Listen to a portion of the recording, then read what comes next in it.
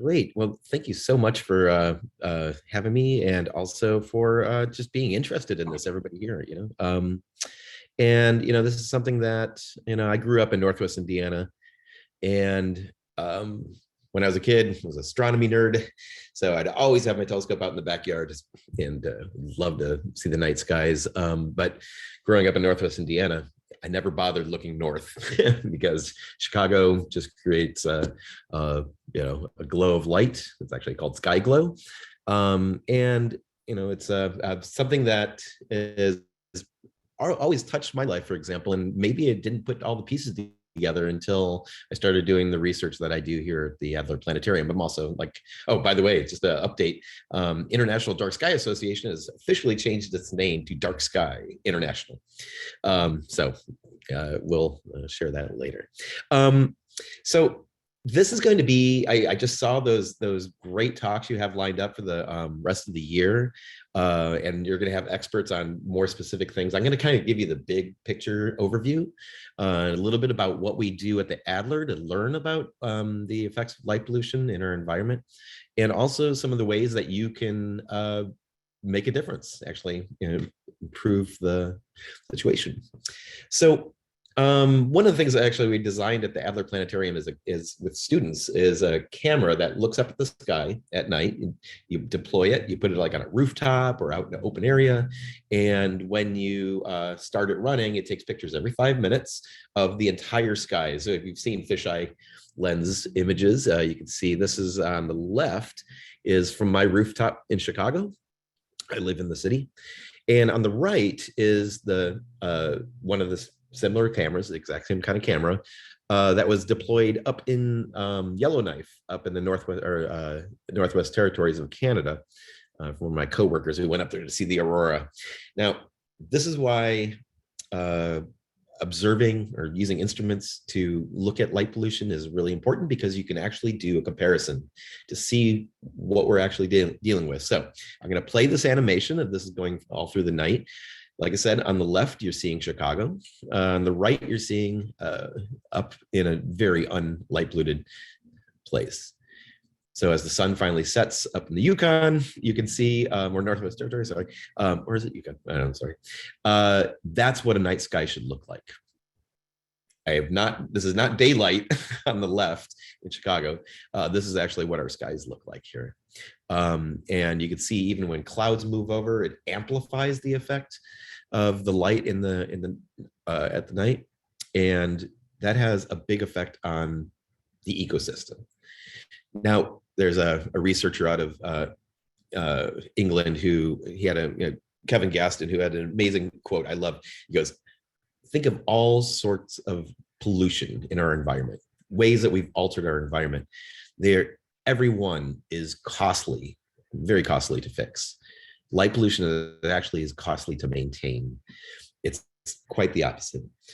And it has such an impact on our world. And I'm going to kind of go over some of those things that you might not even thought of. The first thing most people think, though, is obviously the night sky, the starry sky. And I always like to ask in a group, or if I'm talking to a group, that, well, raise your hand if you've ever seen the Milky Way with your own eyes. And my general rule of thumb is that if you're over the age of 40, there might be a chance. If you're under the age of 40, there's a good chance you're not going to raise your hand. And that's sort of an indicator of how we've changed our environment so quickly. This photo is from Bryce Canyon, and is Bryce? Yes, and from one of the people from the International Dark Sky Association, Dark Sky International. And what I said, hey, Betty Maya, can I use your photos to put the Chicago night sky in these environments and see what it looks like? So this is what a night sky looks like from Chicago, overlaid in this natural environment. And it sort of kind of maybe gets you the idea that it's like, wow, just like those fisheye images I just showed you, we really have become acclimated in urban environments to what light has done to our nights. A recent research paper that just came out a few months ago used community science folks from all around the world and tens of thousands of observations to look at the trend in how the night is getting brighter. And what they found was an annual almost 10% in North America, for example, it was 9.6% annual increase in light pollution. What that means is someone born 18 years ago, for example, if they could see 250 stars in the night sky today, as they become an adult, they'd only be able to see less than 100. And that's just in 18 years. The light that we emit, the light that, in fact, the image you just saw, I'm sorry, here, let me go back to that real quick, is actually built from satellite images. And keep this in mind, if you're observing light from a satellite, that means that's light going up. Don't we use light to light the ground, to light our environment for, just be able to function in the night? Well, if it's going up, obviously it's not doing its job. The fact that we can see so much light from space means that there's a lot of improvement need to be made.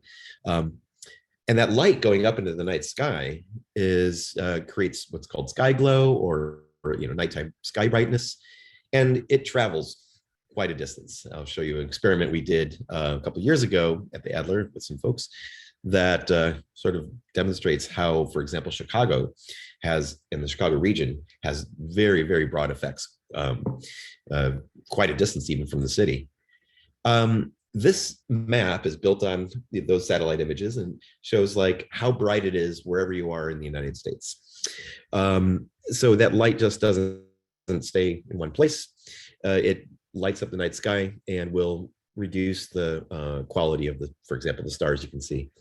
So in this map, the gradient from all the way from black, which is pristine night skies, all the way up to the white, which is the brightest light polluted areas, you need to be in the area that's green or darker to be able to see the Milky Way. So that question I would ask at the beginning, have you ever seen the Milky Way? Well, if you've lived in Chicago all your life, I would say you probably haven't. So let's take away all the areas that now you can no longer see the Milky Way. Remember, 50 years ago, maybe even a little less, a large percentage of people in even North America could still see the Milky Way from not very far from their house or even from their house. But there's a bigger impact. I'm referring to what it means to be able to see the pristine night sky. Well, 70% of all mammals and mammal species are nocturnal, 70%. But humans actually are not one of them. So for nocturnal animals, you need a pristine night to survive. That's your environment.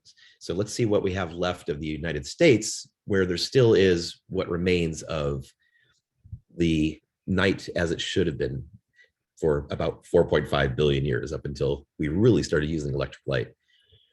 So these nocturnal species need night to survive, whereas although we're not nocturnal, we need night to revive.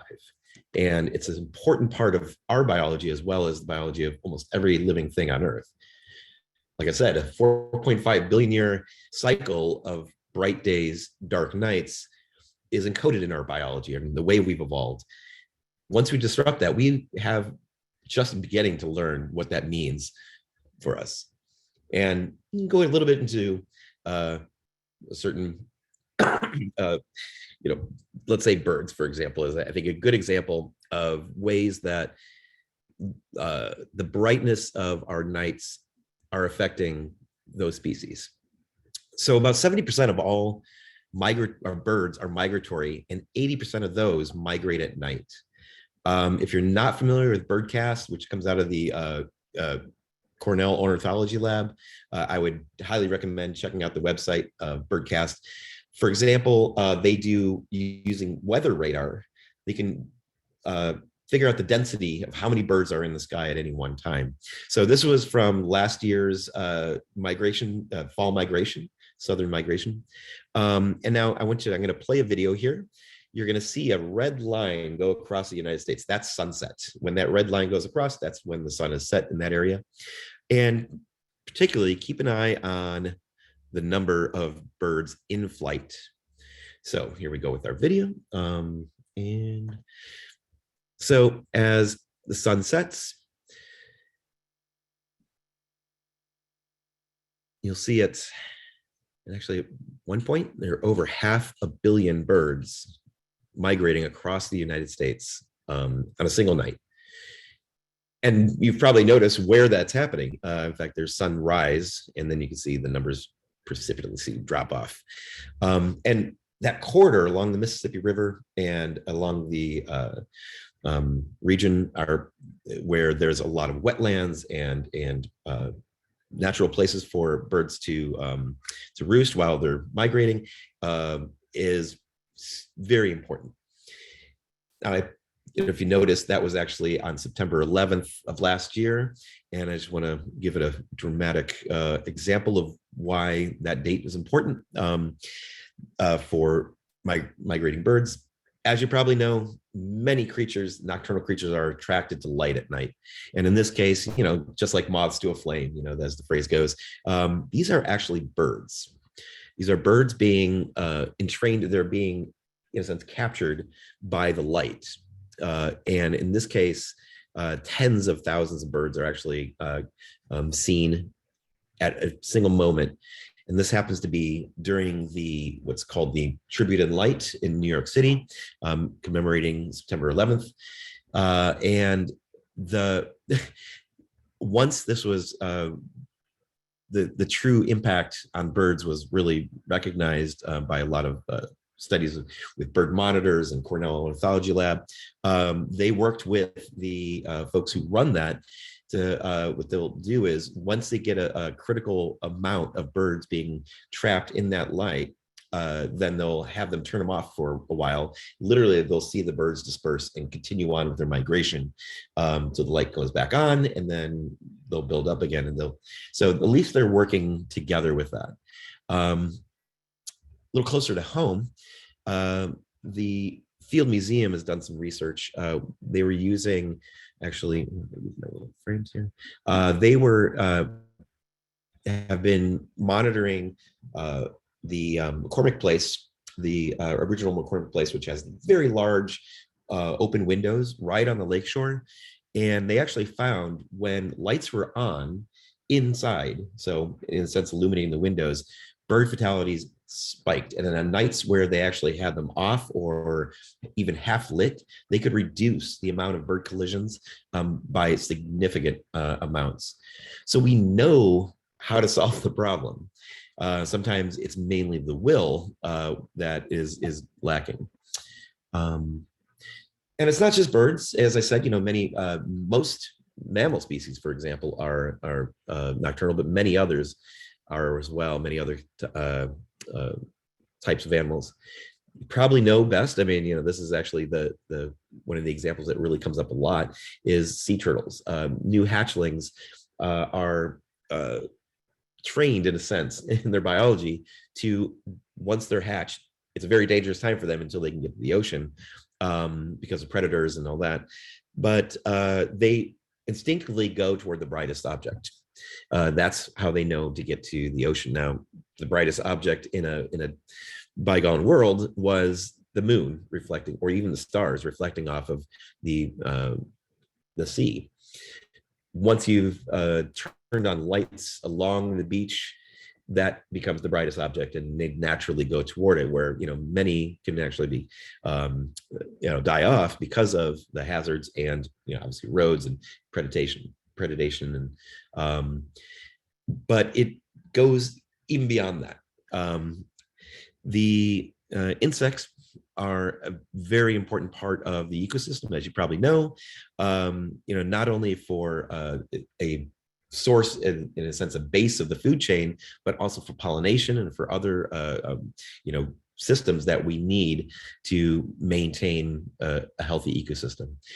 This case, this was from a couple of years ago in, I think it was in Iowa, where a bloom of mayflies.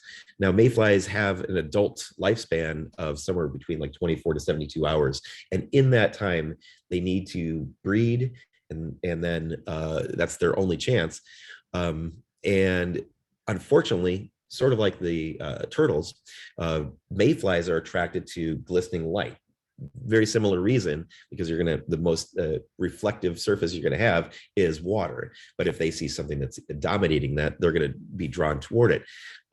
These mayflies are very important. Whenever I speak to a group that might have a mix of folks from, of different interests, I always love to point out, if you're a fisherman and you want, or even a hunter, there are many things that light at night can affect that really affects your interest as well. It's not just caring for the creatures themselves, but it's also about how they impact the downstream effects.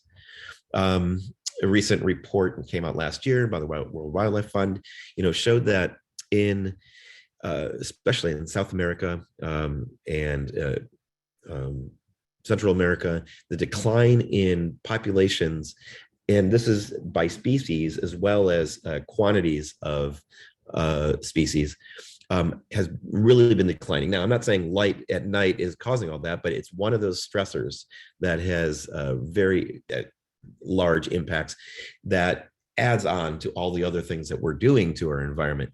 And as I said, it's one of those that's a solvable problem, whereas some of the other things that impact these species might not be as easy to address. Now I know, wild ones, you're interested in native plants and about, and about not just animal species, but also plant species. Well, in this case, there is some very solid research showing that light at night impacts trees and plant growth. So this is when, oh, by the way, I was going to mention, I was talking earlier to Adrian and Laura about that. When we post this online, I'm also going to include the links to some of these articles and some of the research that I referenced in this. So if you want to follow up on some of that, I think that might be a good way to do it, or I can share the links with y'all through your network. So we're working with a researcher out of Vanderbilt University who works on plant phenology. And her work showed correlating, remember that satellite image I showed you of the United States and how bright areas were? And she correlates that with community science, tree budding and leaf change, color change, and correlated to the light in that environment. And actually found that artificial light at night, or ALAN, actually changed the date of leaf budding by roughly 9 days, and also in the color change of leaves by nearly a week. Now you think about how much that's extending and changing the growing time. Maybe in fact, sometimes it triggers. She was saying to me that I was like, well, okay, now what does this mean for plants? And she was saying, well, one of the things is that if you are budding earlier, you're going to there's a potential you're going to be at risk that, for example, cold snaps and things like that could actually damage the plants. And also the energy expended by the plants is misfocused. So it's having a stress on even plant life. Well, there's other life that we're concerned about as well, like our own. And you've probably heard that you probably shouldn't use screens, for example, at night, right before you're going to go to bed. Now, why is that? You close your eyes, it's dark, right? Once you put your screen down. Well, it's actually part of, once again, our biological system. The way our sleep cycle works is not that we just close our eyes and go to sleep. There is you've probably heard of rods and cones in your eyes, the two sensors, one that's, more daylight and full color kind of vision, the other when it gets dimmer that we can see in the dark. But there's actually a third light sensor in our eyes. It doesn't necessarily give us vision, but what it does is it triggers our body to say, this is night. And that is one of the kind of physiological and chemical ways that our body knows that it should be sleeping and restoring, creating melatonin, for example. And without that signal, if we disrupt that, regardless of closing your eyes and maybe falling asleep, the body can still feel biologically that it's awake, that it's, in daytime. Some studies, I'm not going to go into all the details here, have shown that artificial light at night can actually impact not only our health, sleep cycle, but also they can actually is shown to have an impact on perhaps obesity, diabetes, and there's even some studies that have shown that breast cancer is one of those things that can be triggered or can actually have, I should say, like the efficacy of treatment of breast cancer has been shown to be lessened when, for example, in shift workers. So they actually did a long longitudinal study where they looked at late night shift workers of nurses and looked at their incidences of breast cancer and actually found a correlation. Now, it's very early in that kind of thing. We don't have all the data yet, but it does seem to indicate that there is a correlation. So all this light at night is not just about the screens you look at, but also the light in your environment. It does not take much light to tell your body that it's not ready for sleep. I was reached out to recently through the EDA Chicago, or the Dark Sky Chicago group, someone who had a large parking lot across their street along here in Chicago, and the parking lot lights are shining sideways. And now you see this row of buildings. So I took individual shots of every house that's facing that parking lot. The person who was asking me, what can we do? I said, well, the first thing you want to do whenever you want to try to make a change is to build a community. And I said, what you should do is talk to your neighbors. He's like, well, I'm not sure if anybody else is really concerned about this. It's just kind of bugging me. And I feel like, and I said, once I went out there, like, I don't know if you can see, I took a picture of every single house along that faces that parking lot. And every single one of them, on the house on the left actually has black plastic bags taped to their indoors of the inside of their windows. Others had shades. Every single house along that street, people were reacting to that amount of light shining into their house. Now, just to let you know that that trigger that tells our body that it's night or not can actually be as low as the light from a full moon. Now, in this case, I was actually used a light meter to find that this is in excess of 10 to 20 times brighter than a full moon shining in your windows. So it definitely has that effect. It's going to have that negative impact, I should say. And, there's another aspect of this. It's an environmental aspect of this, which is about the amount of energy we're wasting. So I work with a researcher who's out of Potsdam near Berlin, and he always says to me, it's like, I don't understand what you guys are doing there. It's like, so this is from that satellite image. So the Berlin metro area and Chicago, Cook County, Chicago are sort of close to each other in population and size. These are actually both to scale. And you can see how much brighter Chicago and the Chicago region is compared to Berlin. In fact, we can actually add up the amount of energy shooting out into space. And so don't worry about the units so much as the scale. So 1,000,000 nanowatts per centimeter squared, just say it's a million, versus Berlin emitting 130,000. So that is like 8 times more energy going out into space than in Berlin. Why is that? We don't, what is the difference in practice? And the researcher I work with, he was like saying, well, ask your students you work with, would you rather walk down a street at night in Chicago or in Berlin? Which would you feel safer in? It's not the light that's making you safer, for example, if that's the excuse, or if that's the reason, the motivation. So it's been estimated by the Department of Energy that the US, now this is just the US, and this is just for commercial and municipal, this is not like residential lighting, uses 143 trillion watt hours of energy per year, just for lighting, outdoor lighting for commercial and municipal uses. That's the equivalent of 85 million tons of carbon emissions.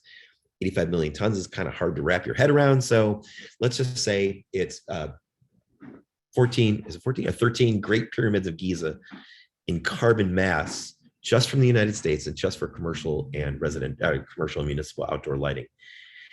Now, once again, as Kevin Gaston said, this is a problem that's cheaper to solve than it is to maintain. And so in this case, you can see that if we saved a lot of energy and lit right, we can actually reduce carbon emissions a lot. Now, I touched on that idea about, well, light provides safety, right? Well, I'm going to just use one example. This is an image from the International Space Station, shot in Chicago a few years ago, right before we did our transition to LED lights. And just going to give you two communities. This is Austin, and this is Oak Park. I picked these two because they're right next to each other, and picked the exact same size of location of land. Now, you could say like, well, you can visually see the difference between how bright Oak Park is, how bright Austin is. And if you said, okay, well, lighting provides safety. In this case, this was in 2017. This image was taken, and this is the number of reported crimes in the two areas. So my general response is, if you feel like you want to protect the neighborhood, you want to protect the citizens there, using lighting is just an excuse. It's not a solution. The solutions are deeper than that, and need to be worked on in different ways.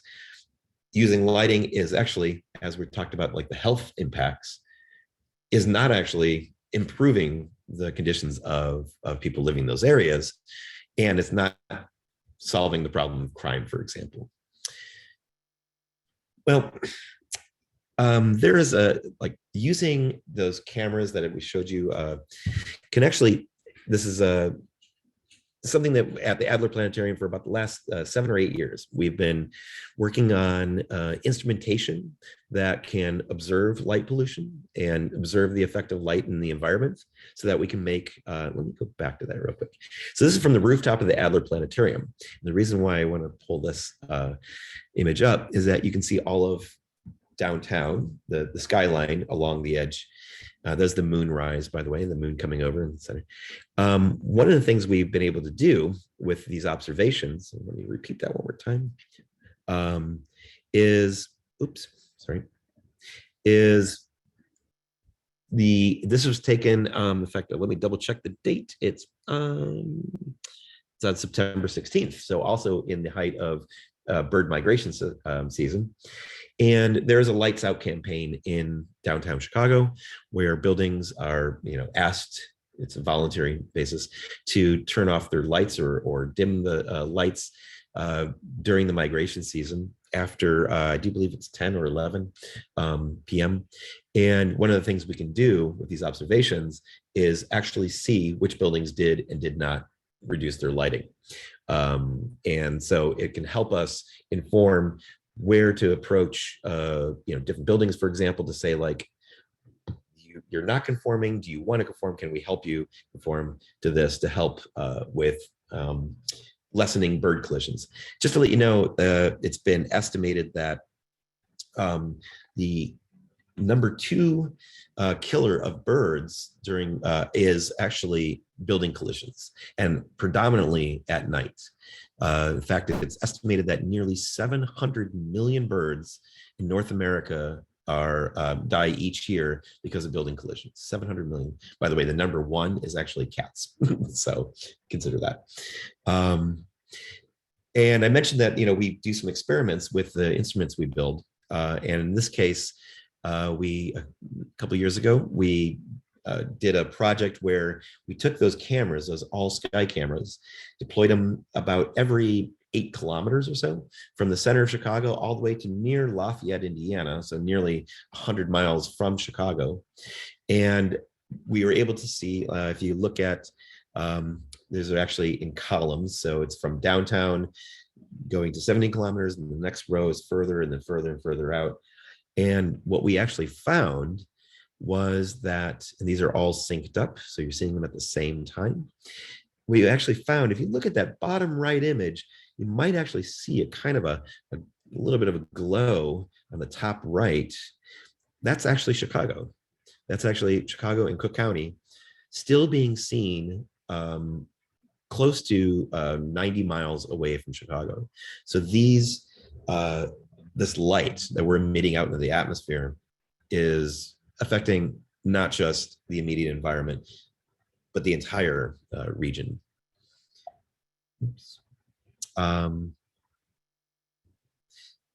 Another thing that we've designed and built at the Adler to be able to understand how light at night is used and how it's impacting our environment is a system called Nightlight, which is a high altitude balloon borne imaging system that flies up to the stratosphere over entire regions and can image. It takes tens of thousands of images on a single flight, and we can map the light emissions from any region. Now, our goal is to do Chicago on a regular basis, but as we're testing out the system, Chicago unfortunately has a giant obstacle to its east, Lake Michigan. In fact, one of our payloads ended up falling into Lake Michigan some years back.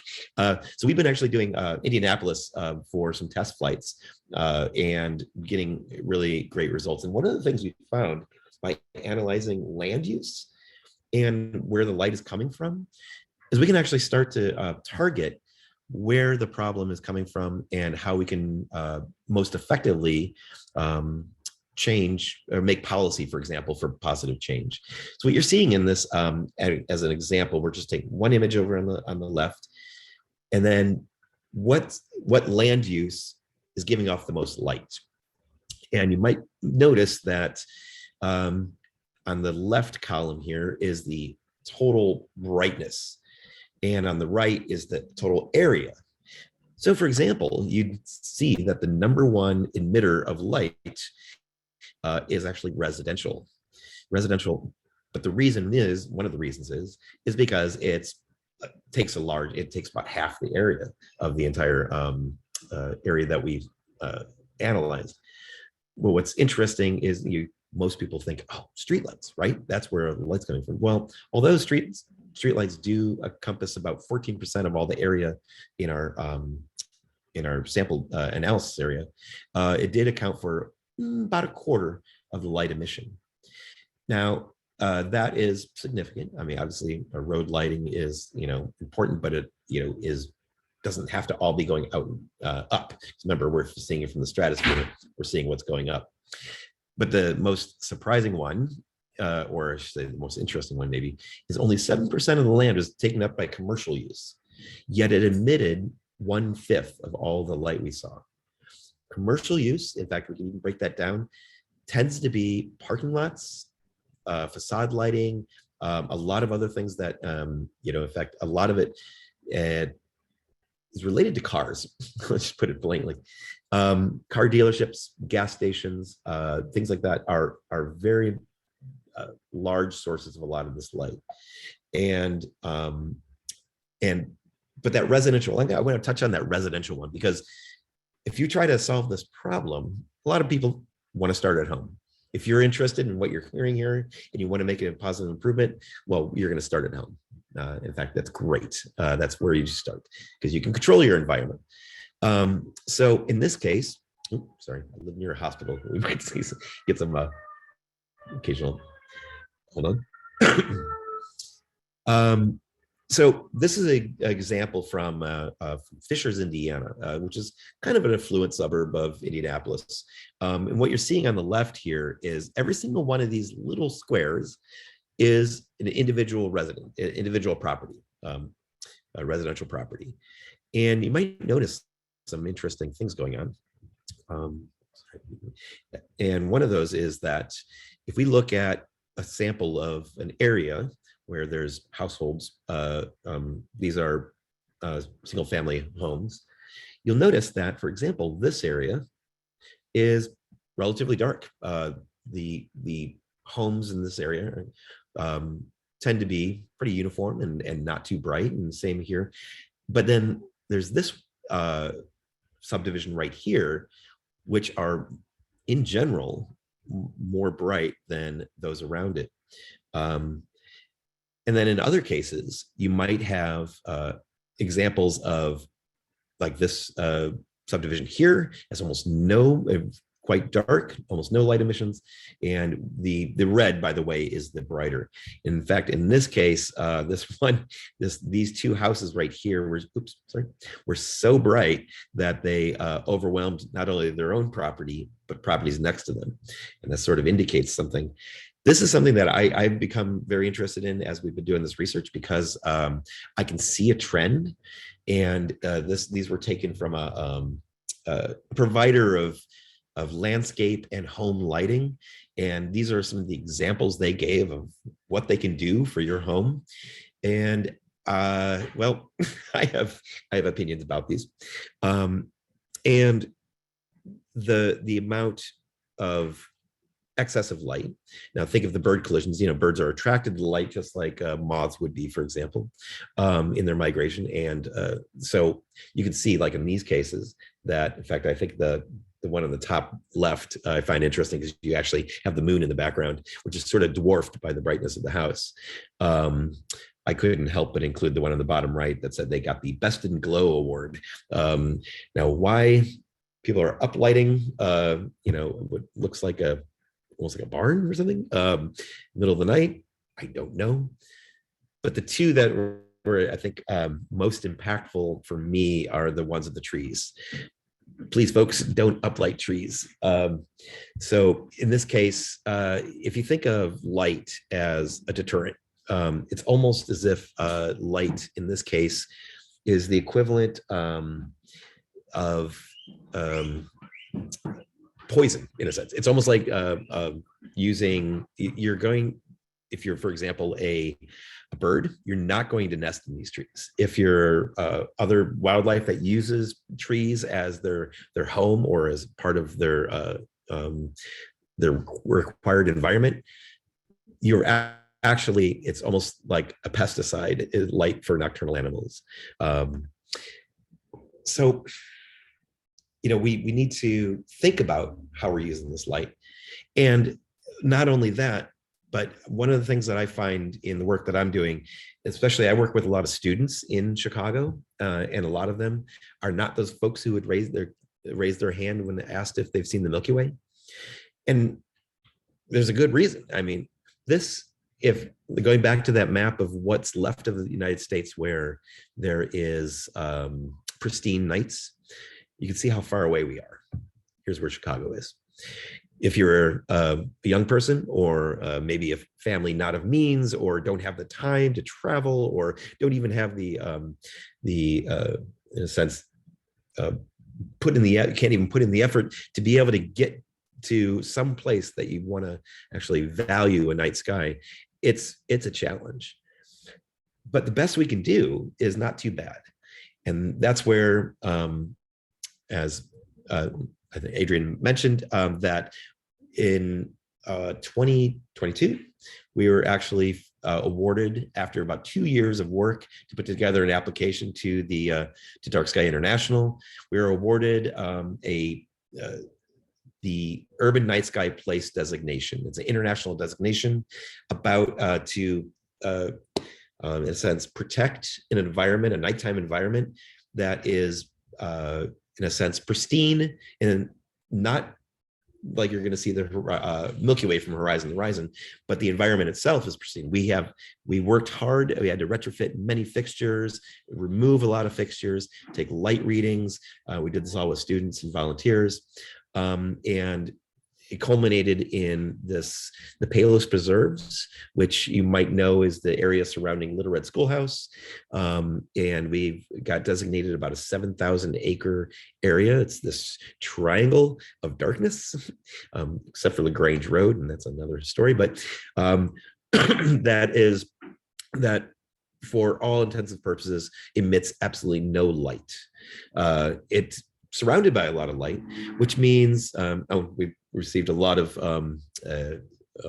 press on it, which is great, because we're getting the word out that it's a location that at night is as pristine an environment you're going to get in where you saw that red star in the middle of a blank United States.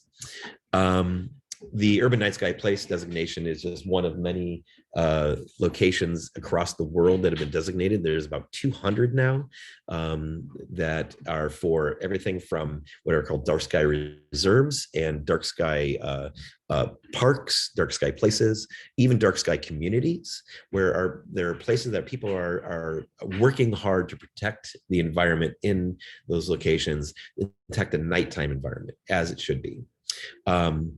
Well, in our case, you can actually see this is another image taken from the International Space Station of Chicago, Cook County, Chicago region.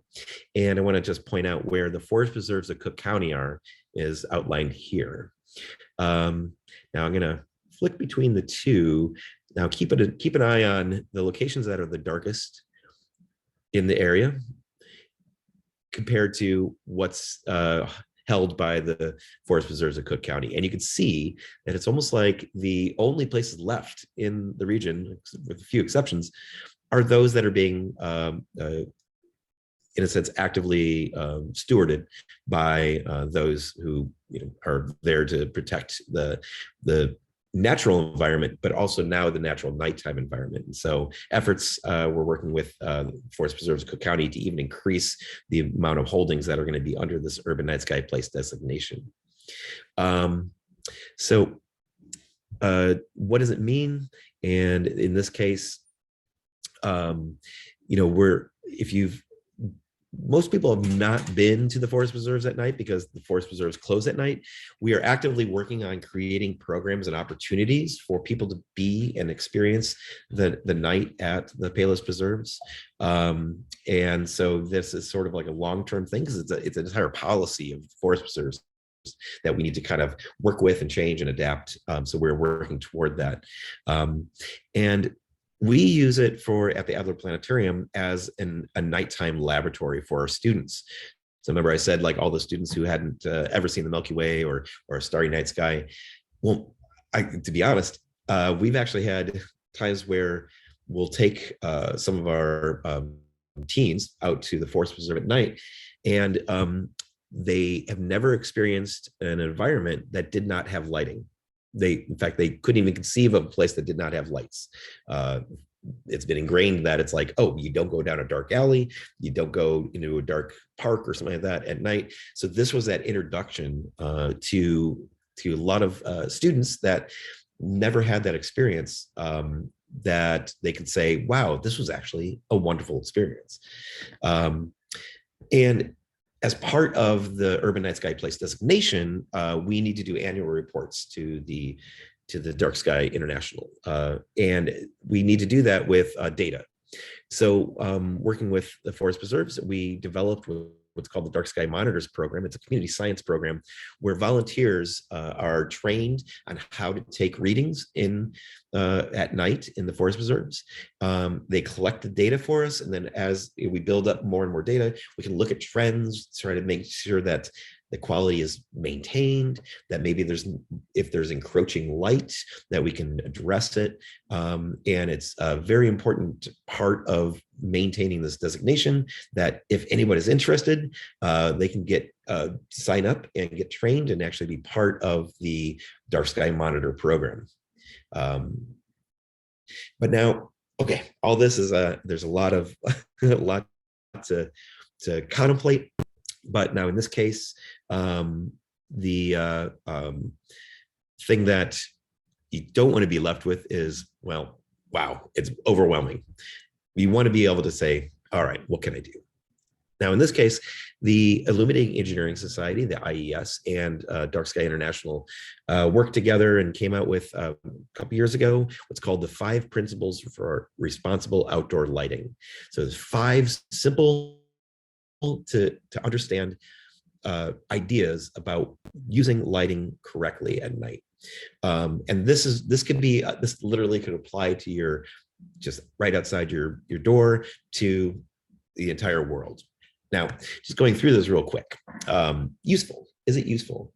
So in always think if you're going to use a light outside, maybe on your porch, or you're going to just a neighbor, or even a local park. Let's give you an example.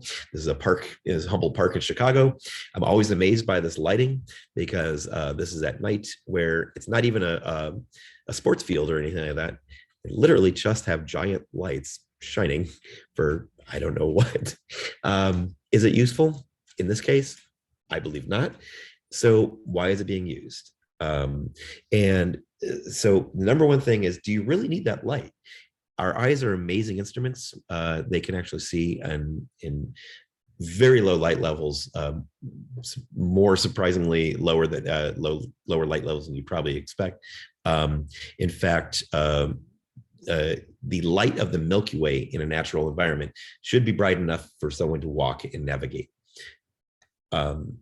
Now, is that light? So, all right, well, I want to have my walkway coming up to my house, safe for people to walk up. Well, is it targeted?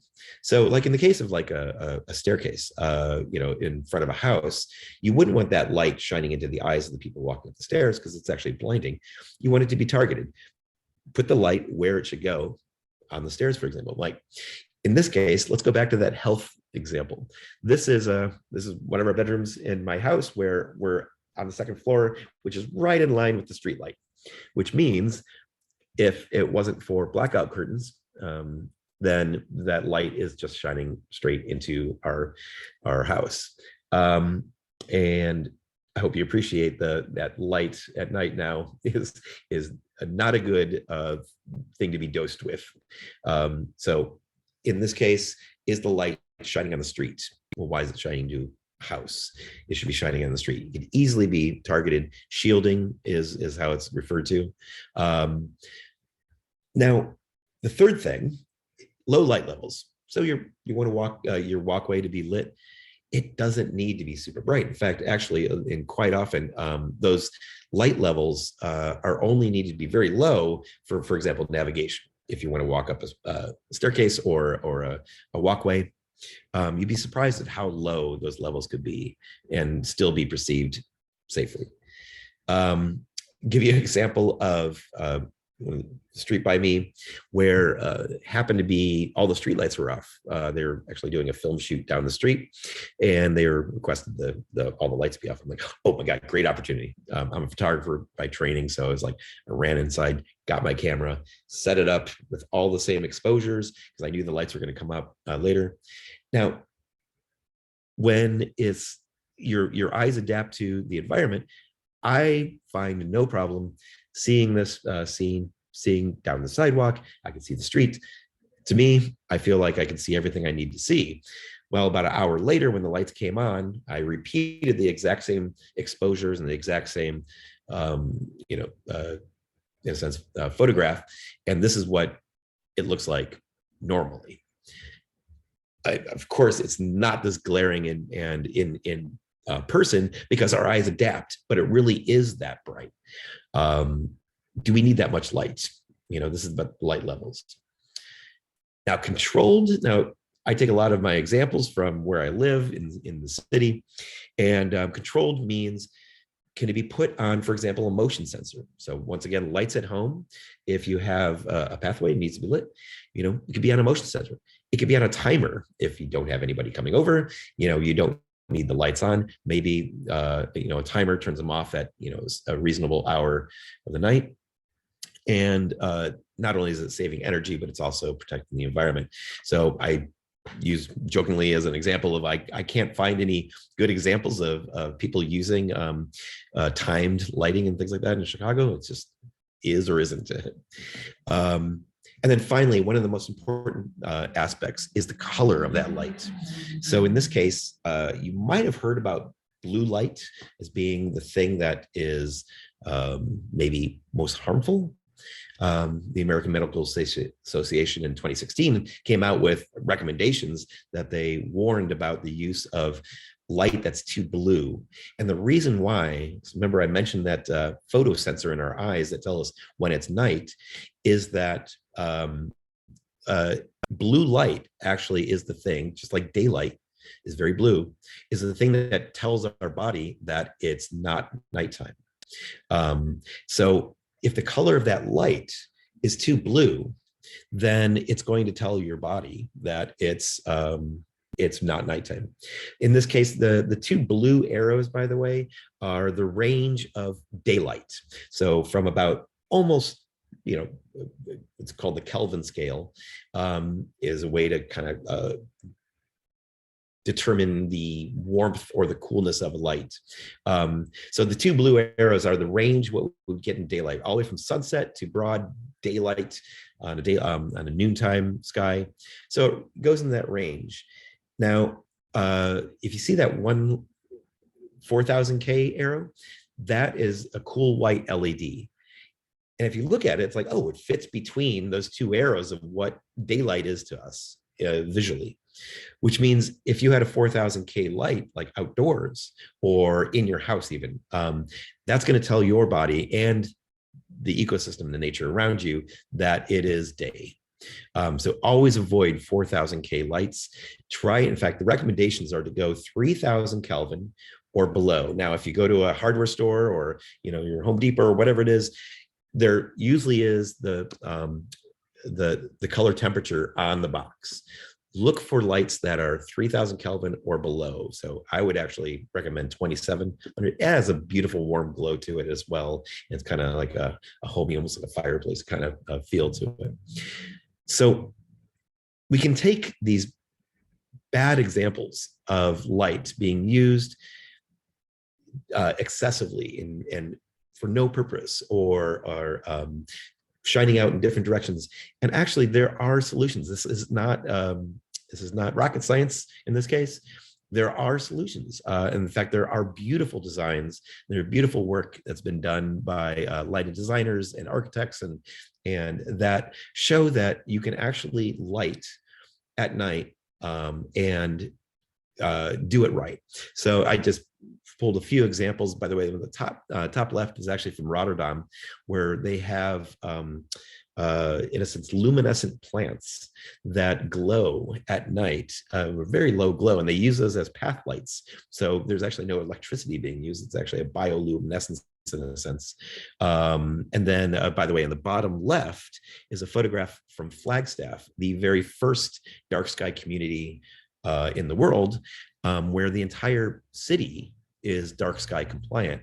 And I don't know if you kind of see it in the image there, but you can actually see the Milky Way from downtown Flagstaff, a city of almost 100,000 people, which is pretty amazing. So the solutions are there.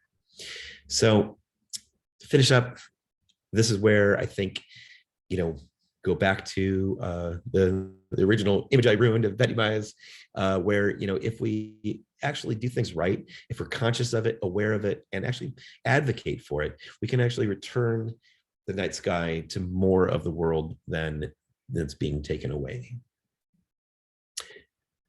So thank you so much for spending the time, and I'd love to hear any questions. And by the way, this QR code, if you have a phone, you can scan it. It links to our new chapter of Dark Sky Chicago. It's part of Dark Sky International. It's our local chapter. If you want to get involved, you want to join in and advocate for some of these things, please, we'd love to hear from you. And you can always send us an email through that website, and we'll get a hold of you. So thank you.